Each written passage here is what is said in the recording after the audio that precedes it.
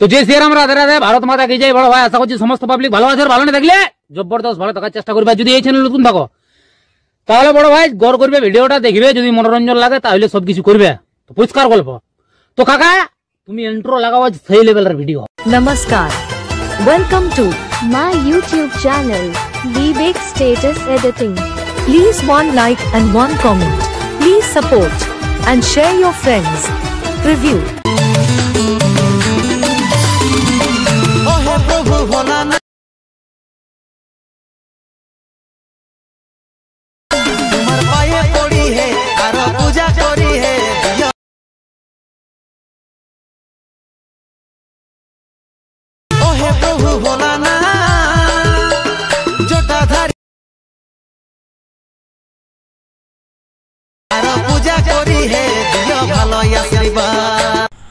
Hello guys, আজকে যে preview status ভিডিওটা দেখলেন, এরকম নিজের ফটো দিয়ে কিভাবে স্ট্যাটাস ভিডিও এডিটিং করবেন সেটা শেখার জন্য ভিডিওটা পুরো শেষ পর্যন্ত দেখবেন, না স্কিপ করে। এরপর অ্যালার্ট মেনশনটা ওপেন করে নেবেন। ওপেন করে নেওয়ার পর নিচের দিকে দেখতে পাচ্ছেন প্রজেক্ট লেখাটা, এখানে টাচ করবেন। এখানে বিটমার্ক, song, effect, photo and layers, এই তিনটি লিঙ্ক ভিডিও নিচে ডিসক্রিপশানে দেওয়া থাকবে, সেখান থেকে আপনারা ইনপুট করে নেবেন আপনাদের অ্যালার্ট মেনশনে। এরপর প্রথমে আসবেন ফটো অ্যান্ড লেয়ার্সে। আসার পর এখানে টাচ করবেন, দিয়ে এখানে সিলেক্ট অল লেয়ার্স লেখাতে টাচ করে সিলেক্ট অল লেয়ার্স করে নেবেন। দিয়ে আবার এখানে টাচ করবেন, দিয়ে এখানে কপি 18 লেয়ার্স লেখাতে টাচ করে কপি করে নেবেন। এরপর ব্যাকে চলে যাবেন। ব্যাকে যাওয়ার পর এখানে বিটমার্ক সঙ্গে আসবেন। আসার পর এখানে টাচ করবেন, দিয়ে এখানে পেস্ট 18 লেয়ার্স লেখাতে টাচ করে পেস্ট করে দেবেন।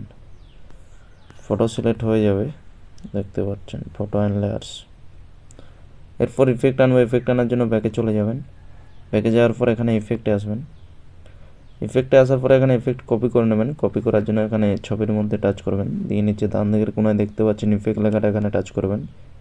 এরপর নিচে বাঁ দিকে দেখতে পাচ্ছেন 3 ডট, এখানে টাচ করবেন। দিয়ে এখানে কপি ইফেক্ট লেখাতে টাচ করে কপি করে নেবেন।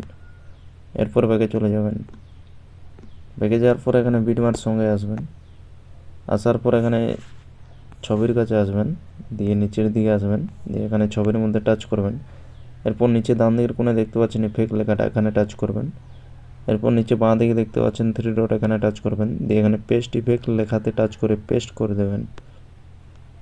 ভিডিও একদম কমপ্লিট হয়ে যাবে, দেখতে পাচ্ছেন। এরপর ভিডিও কমপ্লিট হয়ে গেলে ভিডিওটা সেভ করে নেবেন। সেভ করার জন্য উপরে দেখতে পাচ্ছেন ডান দিকের কোণে তীর চিহ্নটা, এখানে টাচ করবেন। নিয়ে এখানে নিচের দিকে দেখতে পাচ্ছেন স্পট লেখাটা, এখানে টাচ করে ভিডিওটা সেভ করে নেবেন।